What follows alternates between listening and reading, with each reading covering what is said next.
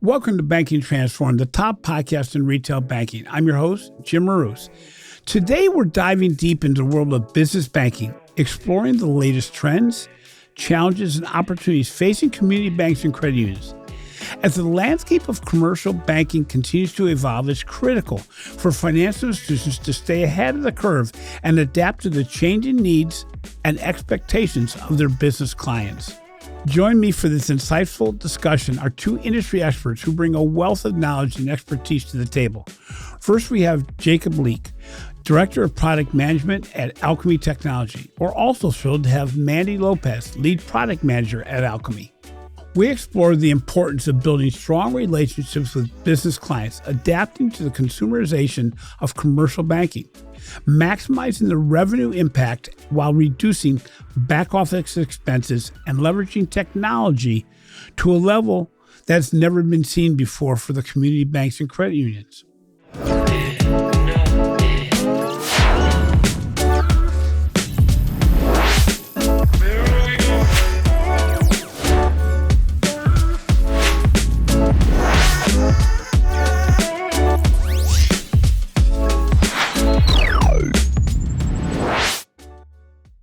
More than ever, banking executives must understand the future of business banking and the potential innovations and technological advancements that will shape the industry for years to come.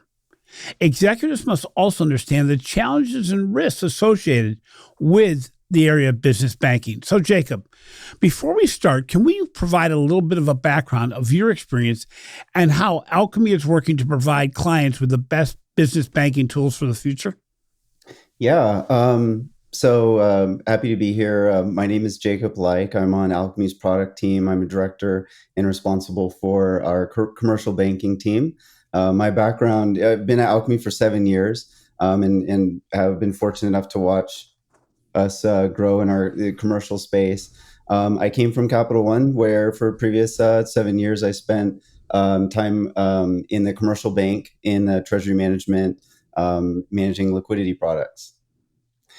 And yeah, so in terms of differentiation, we feel that our kind of unique area is really in providing much better user experiences, and we focus on a kind of deep understanding of the user experience and really try to go the extra mile to solve some of the toughest challenges that ultimately end in a competitive advantage for our clients. So, Mandy, you also have an extensive background in banking and in business banking. Can you share a little bit about what your role is at Alkami and your background? Sure, Jim. My name is Mandy Lopez, and I joined Alkami about 3 years ago, and I'm currently a product manager lead on Jacob's team. And I have to be honest with you, Jim, after spending about 27 years in traditional banking, coming to a fintech company was an adjustment. It was a change, but I welcomed it because I wanted to learn something new. I've spent the majority of my career in cash and treasury management services, from senior management positions, building banks, setting up operations, running sales. I've really kind of done the gamut. So I was really looking forward to joining Alkami and have never looked back. But I tell you what, I have learned something new every single day that I've been here. It's been a lot of fun. Well, it's interesting because I'm familiar with Alkami, obviously, and I'm also familiar with the banking industry. And the speed of change is much faster at a company like Alkami because you have to actually be faster than the clients you serve. You have to be on the cutting edge of what they're doing, and then bring solutions to the table that enable financial institutions to do more than they've ever done before. I mean, the world of composable banking solutions is so exciting because organizations can buy components of what they used to buy without completely changing their entire core.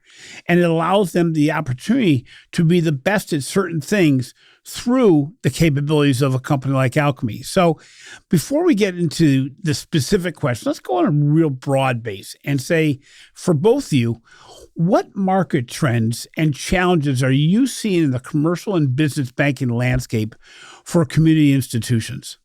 Mandy, why don't we start with you? So I'm going to really start with kind of the history, the background of when I was a community banker in the early 2000s. We started a bank that was built on technology to serve our business customers and those people behind the businesses that we're going to talk about in just a few minutes. We had to get crafty with what we were going to do. We partnered with a couple of mega banks to offer some services to our customers, and it wasn't just only treasury management services, but their branch network as well for cash depositors that we had, like C-stores, parking garages. It worked well for us as we were a single office bank that was located in downtown Portland, and we were able to offer a branch network across multiple states at not only a reduced cost to the customer making those cash deposits, but also much cheaper than asking them to pay for cash vault services. Those funds would be swept over to us for investing, paying down debt, offsetting fees via earnings credits, whatever the case may be. Eventually, we opened a handful of branches, but we still remained a mostly digital bank in the early 2000s, which is kind of unheard of at that time.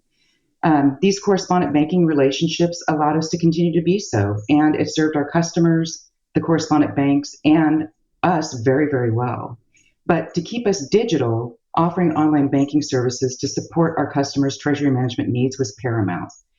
We are a very, very successful bank that was built on innovation. And even though the landscape of innovation has shifted today, customers still want the same things. They want access to their funds, to see what's happening in their accounts, investment opportunities, and the ability to get their banking done in the fastest way possible. I don't think that's really ever going to change, no matter how many iterations of the banking system it goes through. I mean, look at FedNow, real-time payments, and consumerization as examples.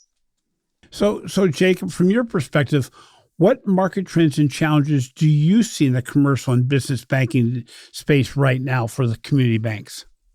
I think I kind of agree with Mandy's last points, and really believe in consumerization and the impact that that's having on the financial services. I believe that's going to be a major kind of changing force in the next few years, and really I think that consumerization, what it's going to do ultimately is it's going to put on the main stage a major differentiator for regional and community financial institutions, which is basically it's like the number one thing that they hold sacred is that their differentiator is providing much better service.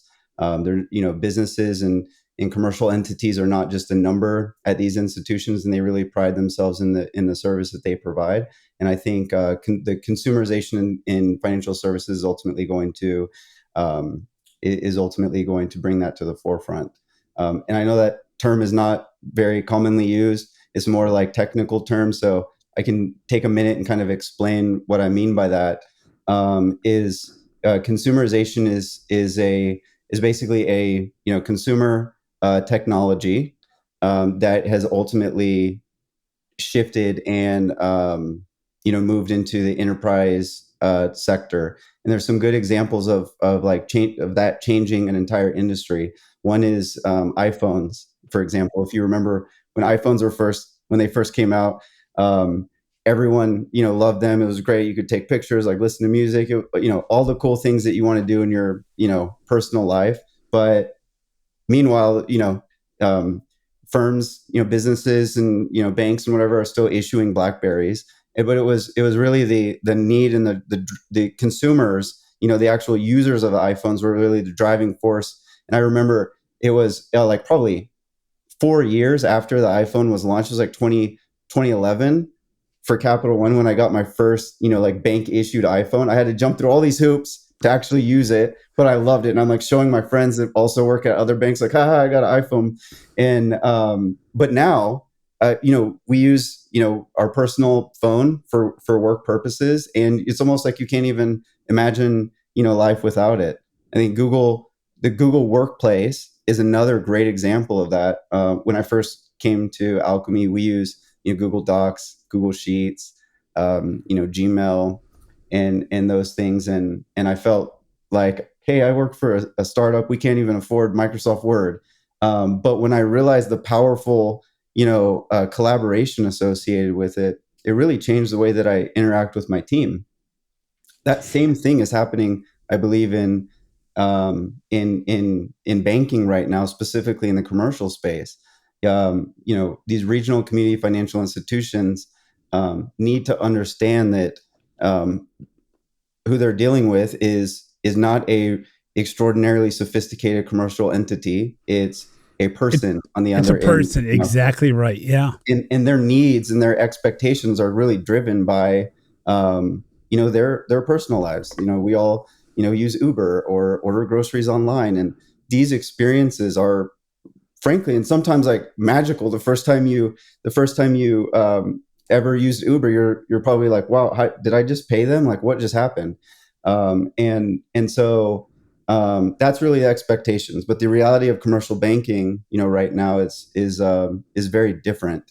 And so I think whether the only option these regional community financial institutions really have is to fully embrace this change, focus on personalized experiences, focus on ease of use.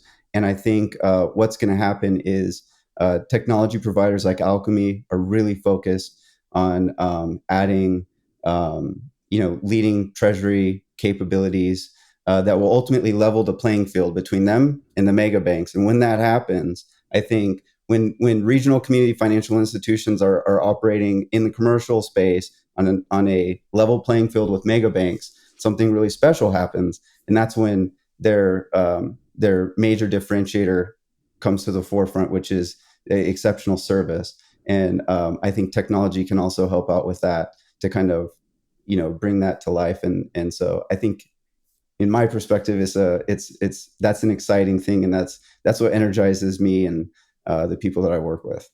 It's interesting, Jacob, before digital, if we remember that at all, the reality is business banking accounts were relatively convoluted. You have different experiences for different layers of the organization, the difference between a senior executive and, let's say, the payroll area or other areas that interact with the bank. And the challenge was, as you said, it wasn't always easy for everybody. It may have been easy for the senior executive or for a specific area, but now more than ever, speed and simplicity are the driving influences, which is what the driving influences for the consumer are. So, Mandy, both on the consumer side and the business side, the key is, how can I get more primary accounts? How can I generate more business? What challenges and opportunities do you see for banks and credit unions in trying to acquire the operating account for a business? Yeah, that's a great question, Jim. And, traditionally, community financial institutions have had an uphill battle winning those operating accounts away from the mega banks. It's mostly due to more favorable lending terms. And while it's not always best practice to require the depository relationship, honestly, most of them are mentioned in any term sheet that's given out to a prospective client. In fact, these mega banks own almost 90% of business deposit accounts, according to a Cornerstone Advisor study that was done in 2023. So, where is the opportunity, and how can community financial institutions win in this space? Recent market data from Datos Insights show that business clients are open to new financial provider relationships. Less than 25% of midsize and large enterprises say their current FI's treasury management and payment capabilities fully meet their needs. Further, two-thirds of small and medium-sized businesses, also known as SMBs in the industry, are somewhat or very likely to look for new banking relationships within the next 12 months.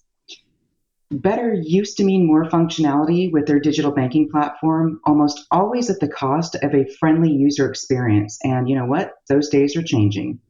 Much like the consumer retail side of digital banking, aka the consumerization that Jacob referenced, the demand for an easy, intuitive user experience coupled with robust capabilities is what businesses are now asking for, and they're not going to stop.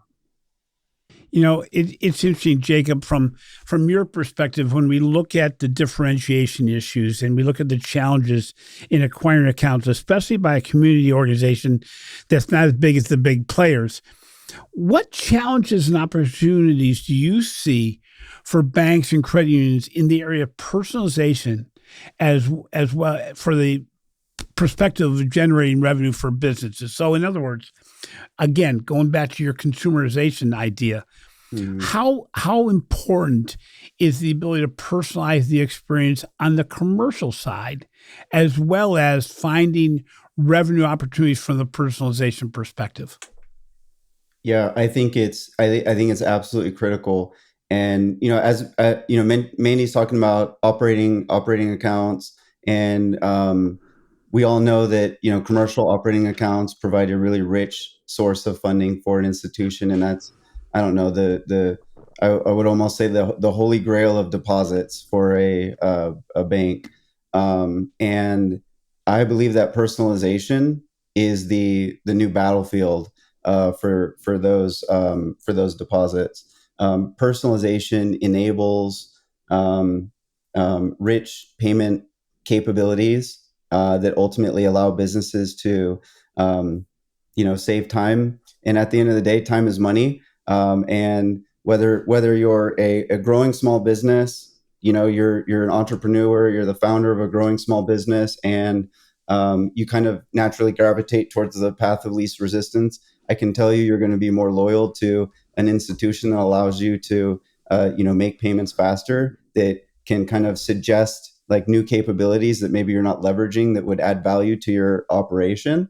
And you view annoying advertisements as something that kind of slows you down. So I think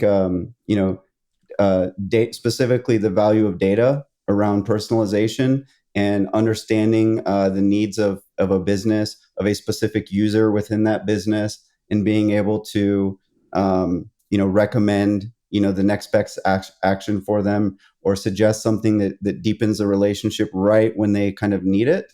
I think overall it's an exciting time because that technology exists, and it's readily available now. So I think, in summary, personalization is really the key to deepening relationships, and demonstrating that you really understand the business and you care about the business. All of these things for regional community financial institutions that are really important prior to digital banking, but now that we're in the kind of digital space, it's even more important. So, Jacob, sticking with you for a second, do you have any examples of how Alkami has helped a community bank personalize their solutions for their business clients? Yeah, yeah. So there's simple examples, there's more complex ones, but on the very simple side, um, first of all, is just tailoring the overall experience to the specific needs of the business, but being able to do that in more of an automated way, so that you can set up rules. For example, when a business logs in, you understand that they meet certain criteria, and you can kind of change their experience automatically. Another one is just truly through just I'll say design thinking, and applying user research kind of as a science to how you ultimately build capabilities. I think um, look at RTP and FedNow as an example. There's so much buzz of, all institutions seem, very interested. There's, a lot of chatter and whatnot, but I think what we see is a little bit lackluster actual adoption Yep. from actual business originators. And why is that? Because you see ACH and wire originations.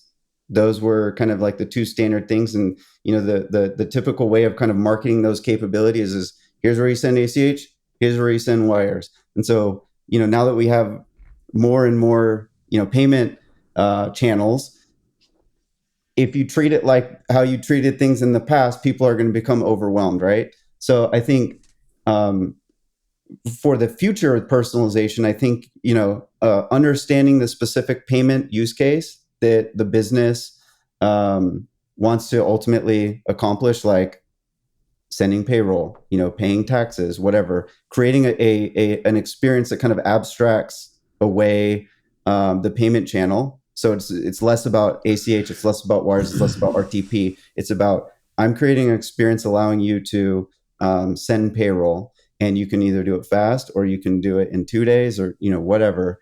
And I think when you do that effectively, and you tailor the experience to the specific payment use case, you can create so much value with that actually, you no longer have to worry about, for example, oh, hey, we're going to have some um, non-interest income attrition, when we offer RTP, because people are going to move away from wires or whatever. It's now like we're creating so much value that we can actually charge more than we charged before, for even some of these low cost payment channels. So, Mandy, you come from a long history of working on the business side of banking. One of the things that is more important now than ever before is not being the loudest, but differentiating your organization from the others in the marketplace, especially when you're looking at a community bank versus a large bank. How can, from this is just a perspective thing more than anything else, more than a specific answer, but how can community banks and credit unions today differentiate themselves in the business banking space beyond just offering the best lending terms or, as Jacob mentioned, the personalization aspects? How can they do that on an ongoing basis to win the business? So I think we have to look at everything holistically. I think that we can't just say ignore the lending terms, ignore this personalization, but I think it's really a culmination of bringing all of that together. Yeah. But I firmly believe in talent as well. So I've managed a lot of teams in my past, and I have to say I have had the best treasury management teams on the face of the earth. But it's really those experiences that they're creating, they're helping to win that business, and not only win that business, but retain that business, keep that business. At the end of the day, um, businesses want to do their banking, they want to get in, they want to get out, but you make friends along the way, and it turns into more than just a banking relationship. It's how are your kids? Let's go golfing. Let's have dinner. Let's hang out. So you start to develop these really deep relationships with these people where you want that business to succeed, and you want to be a part of that success. And a lot of that does come with honestly getting to know the people behind the business. That, to me, that is what really makes that winning combination. Yeah. So, that's interesting because the talent side of everything kind of sounds soft. But when you think about relationships, especially in a digital world, once you get past the transactions processed effectively, it does get down to people. It gets down to people if you make a call into a bank. It gets down to people if you visit a financial institution. And I think you're right that sometimes that human aspect becomes a very important key to generating new business banking relationships. So, Jacob, we look at the outside, we look at the customer experience, we look at the front of the glass aspects of business banking at times. But one of the issues that really has become key and becomes even more key with AI and generative AI is the ability to simplify the back office, automating and reducing costs to serve the customers. What challenges and opportunities do you see in that space as far as being able to simplify and digitalize the back office to reduce cost, but also importantly, to make it so the back office can digitally serve the front facing glass of a banking relationship? Yeah, I think this is very much related to some of the things that Mandy was touching on. We talked about there's a huge opportunity for financial institutions, and um, with that opportunity comes rapid growth, and then the back office becomes a bit of an issue because it becomes a problem for institutions when you're growing very quickly. A good problem to have, but still a problem. And it's like you're forced with a few different choices. One is you can just scale your back office, scale your team as you grow. That's totally fine. The other option is you kind of look for ways to automate, to be more efficient. And while everyone wants to achieve it, a lot of times that's often overlooked by regional community financial institutions because because they feel like they're giving up the thing that makes them unique. And so what we really challenge institutions on, respectfully, is really trying to rethink the way that like what is, exceptional service, and what is it, focusing the manual effort around things that really build and deepen relationships, like what Mandy's saying, like using your talent for stuff like that, not for just clicking buttons and setting stuff up, manually. Those things don't necessarily, add value. So we look at like things like, billing, whether it's through account analysis or hard charge billing. That's a very common task that is either it's manual, or institutions in many cases are not even doing it because of it's just too costly to build. But we know there's a lot of data suggesting or supporting this. Businesses are willing to pay fees for things that add value. So there's Exactly. it's often overlooked as, something that institutions can do. Other one that's big is, administering and managing users. To an extent, when you're onboarding a new business, it makes sense for the institution to do it. But I would argue that, it's a much better experience empowering, the actual business, with the tools, to set up and manage their own users. And to me, I think it's easy when if you think of almost like Blockbuster versus Netflix as it exists today, just as an example, where, you could argue that Blockbuster provided much better service because you would go into a store and you'd be able to talk to someone. That person probably watched every single movie that's ever, existed, and they can suggest movies to you or whatever. But you can't deny the fact that you have to drive to the store. Sometimes probably the movie that you want to rent is already checked out, and you remember, like, he was like, "Hey, here's my name. Can you like call me as soon as the movie's in?" But versus the kind of Netflix model as it exists today, where, data is kind of used based on your viewing patterns to suggest, the exact movie that you want.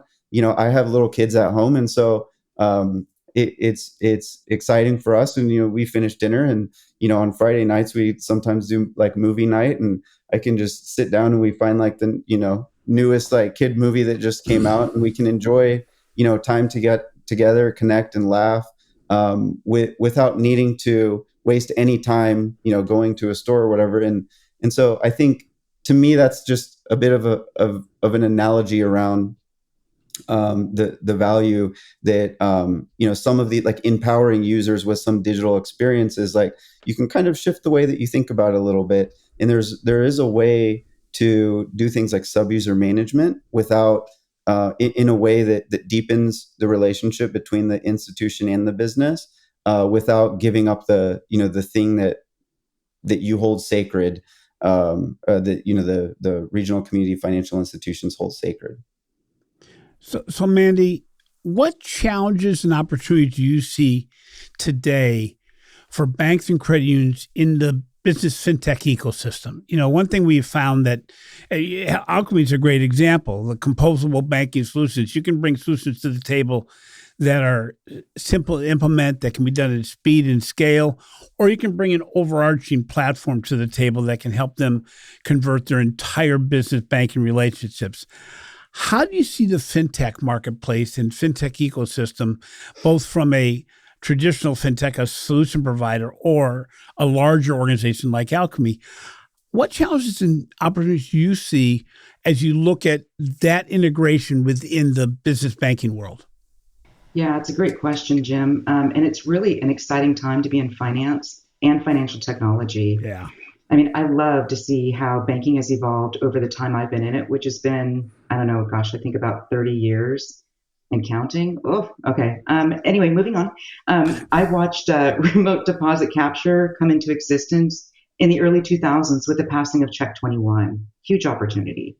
Around that same time, the Promontory Network, which is now known, I think, as IntraFi, started its CDARS program to allow a depositor to have fully insured funds across multiple FIs to stay under that $250,000 FDIC limit.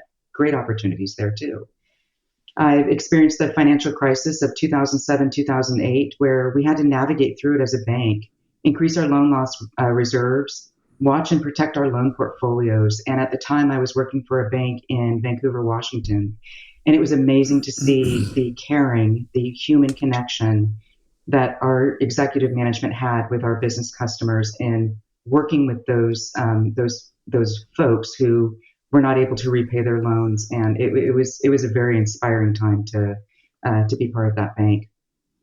But around that same time, during the financial crisis, the Fed responded with new lending programs to support liquidity and FIs, and it began to pay banks interest on their excess reserve, which encouraged banks to hold on to those reserves instead of lending them out, which then reduced the need for the Fed to offset its expanded lending with reductions in other assets. And I have to give credit to the Federal Reserve history page for citing that. It's actually a very, very interesting read. But the list goes on and on. There's underlying themes to all of these. Major life events drive the need for creativity and innovation. And with that lies these challenges and these opportunities.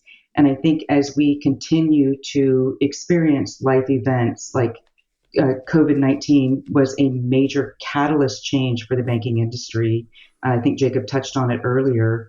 We're going to have to continue to be creative, to innovate, to rely on partners, to rely on ourselves, and to maintain that human connection, to keep those relationships and keep those businesses at the bank that they're currently at. Boy, that's so key. And you said it so well, because it really is the challenge and the opportunity at the same time. We have solutions now. Alkami is a great example where solutions can be deployed in such a quick speed. I mean, you look at your banking history, my banking history, Jacob's banking history, and the reality is it used to take years to implement an idea. Now you can do it in weeks, sometimes quarters. And it's so exciting because you don't have to take apart the whole package to be able to implement solutions that can help the bank's customers, the client that they have. And what's also exciting is new ideas are being generated all the time. New technologies are being used to deploy more personalized solutions. And actually, it gives the smaller financial institutions the tools that used to be only at the biggest organizations. And we talk about this in the Visionary podcast that, we talk to a number of small banks doing great things. And a lot of that is because we now can buy solutions in a compact, easy way and deploy them with a lowest hanging fruit mentality that says, we can generate revenue, we can reduce costs, we can improve customer experiences and engagement, and we can really build a platform that is the same level of expertise and dynamics and structure that used to be only available at the biggest financial institutions. So I'm gonna throw this out to both of you, and you can take it in whatever order you want. But looking at everything that's going on right now, looking at the business banking evolution is really kind of followed what's happened in the consumer space with regard to digital, at least, and the ability to really divide up the business relationship in a way that's never been done before. How do you foresee the landscape of business banking evolving in the next, I would usually say 5 or 10 years, but I'm going to say next 3 years, because things are happening so fast?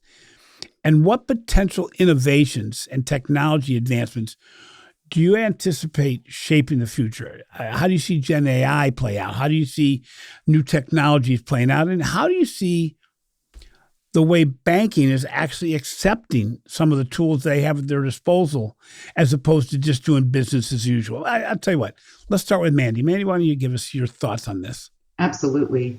And I'm really excited to talk about this because I'm not an expert in this area, but if I were to take out my crystal ball and take a stab at one area in particular, a couple areas, to me, it's going to be, as you mentioned, Jim, it's the data and power of these partnerships to drive these AI insights that in turn control the experience for the end user in a hyper-personalized way. Yeah. I mean, we've seen a huge rush of a lot of industries using or wanting to use insights to drive this personalization, make recommendations on products and services. Look at the food ordering apps like Uber Eats and DoorDash. They're asking if you want to reorder your favorites and are making suggestions of what you may want to eat based on what you've ordered in the past. And as Jacob alluded to a little bit ago, same with those TV streaming services. You rate shows either good or bad, and those services fine tune the experience you see based on those ratings and make suggestions of shows you may want to watch. Even as I was typing out notes for this podcast today, Google Docs was making suggestions on how I should finish my sentences. So it is everywhere, everywhere. Yeah. So really, all of the companies want the same thing, and it's no different for banks. Banks need to have an intelligent, easy way of aggregating data, normalizing it, and being able to use it in a meaningful way. And if you guys will allow me, I'm going to give a couple of examples. We have a product suite within our Alkami platform called Data and Marketing Solutions. And what it really does is it helps the community financial institution distill very large bits of information into a personalized hub for data insights and key lifestyle indicators. And key lifestyle indicators, or KLIs as we affectionately call them, is combining account holder transactions with their product line utilization and delivers those insights to the FI to show the account holder's spending habits and activity at competing banks. I mean, that's huge. Our data and marketing solutions platform also provides the ability for the FI to market products and services to their consumers based on that data that they're receiving to retain that customer and hopefully expand the relationship. Flipping to the business side of the house, we partner with a company called UpSwot. And it does something similar, but with a twist for our business customers. UpSwot is a company that provides actionable insights, cash flow forecasting, key performance indicators, and many other features to a business user that's powered by the data within the applications that business is connecting, like Facebook, Amazon, CRM systems, QuickBooks, accounting reconciliation systems, all of that. And much like our data and marketing solutions, UpSwot takes these bits of information from those connected apps. They normalize that data so the business user can understand the health of their business, their receivables or payables that are due, and it even will give them their carbon footprint with a whole lot more. And what's really neat is the bank can also see all of that data in their own separate admin portal. So now the bank has access to all of this data to help them make faster decisions on these businesses that they're banking, and they can make offers of like a line of credit, a money market account, or anything else if they so choose, to provide that white glove service, that personalization, and keep the business relationships they have and cross-sell to obtain accounts at held at other institutions. It's really pretty cool stuff.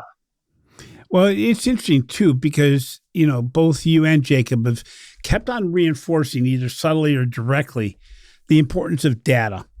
And one of the keys that Alkami can provide is open the door to the data aspect of what's going on to make the solutions better. And you also referenced, Mandy, the partnerships you have with UpSwot, and there's other partnerships you've had with other organizations. You're a gateway to a solutions portal that a financial institution can say, I want one from aisle 1, I want one from column B, I want on the checkout, I want to pick up something on my way out. I really need this solution. And that the ability to pick up those kind of solutions and build a partnership with an organization like Alkami that you have trust in and can run down the field on your behalf, knowing what you're trying to achieve, but what's also what Alkami is trying to achieve, which is how can we build relationships that last and where there's not going to be silent attrition, which is beating up the banks and credit unions right now. And sometimes not so silent, unfortunately, but I think that you open the door to potential, and it really still rests with the financial institution and the executive management to pull the trigger and say, we're actually going to implement these things. It does nothing if you buy the capability and don't do anything with it. I reference Salesforce quite a bit, saying, every financial institution has a relationship with Salesforce. Less than half probably use it for anything, but they keep on paying the fee on an annual basis. That's not a disruption on Salesforce. It's not saying they're doing a bad job. The problem is, just because you build it doesn't mean they'll come. And I think when you look to the future, this becomes even more important. Jacob, from your perspective, you're running a department that's trying to move a lot of things at once and trying to really build solutions that 3 years ago, we weren't really looking at the business banking side of things as being as important as it is today. What do you see in 3 years? What do you see changing? How do you see generative AI or any AI overall or anything really impacting financial institutions on a daily basis like a lot of things are today? Well, as you know, the possibilities are truly endless. I think, for me, one thing is sure, it is definitely certain, and that is uncertainty. and I mean, rates are going up, down. We have maybe another global pandemic, a presidential election coming up. All these different things have major Those are impacts. different things, right? Not the global pandemic and the Yeah, elections, but I do know what you mean, yes. they're like, yeah, sometimes it seems the same, but like it's like these things have big impacts, and Yeah. they, all of them could, who knows. So I think, like, to me, where we focus is on really creating a platform that can respond very quickly. You talked about a lot of the partnerships that we have in place today. I think one of the things that is really important to us is it's not necessarily about the ones that you have today. It's being able to create new ones very quickly, Yep. because on a moment's notice, we all, like Alkami, our competitors, and even financial institutions may have to respond to something that we didn't even know about a week ago. And so I think that's the thing that really energizes us. I think is just being able to react, stay very close to our clients. One of our values at Alkami is the customer is the North Star. We truly believe that. And Yep. so we spend a lot of time, sitting with our clients, and my team pre-pandemic, we would spend at least 150 hours a year sitting with actual businesses, and just watching them do things like payroll, for example. And you'd be surprised how many little, when you identify, you sit and watch someone do payroll for 3 hours, like the little tiny things that you kind of see that you can change in the experience to make it a little bit better. So to me is just staying close to users and what they're doing, and financial institutions, and creating a platform that can scale at a moment's notice. I thank you both for being on the show today. It's interesting because I think what we're really talking about is ongoing resilience. The one thing as you said, Jake, very well, it's one thing I can be certain of is uncertainty, or some version of that. And I think this is where smaller financial institutions aren't in the position to build things once something changes in the marketplace. They do have the capability, though, of selecting vendors that they believe in that can take them down the path to success in a quick and easy way. And in many cases, we find already that smaller institutions and larger institutions tend to be more digitally astute and digitally advanced than those in the middle, mainly because you have a lot more open minds in the smaller organizations, a lot more money in the big ones.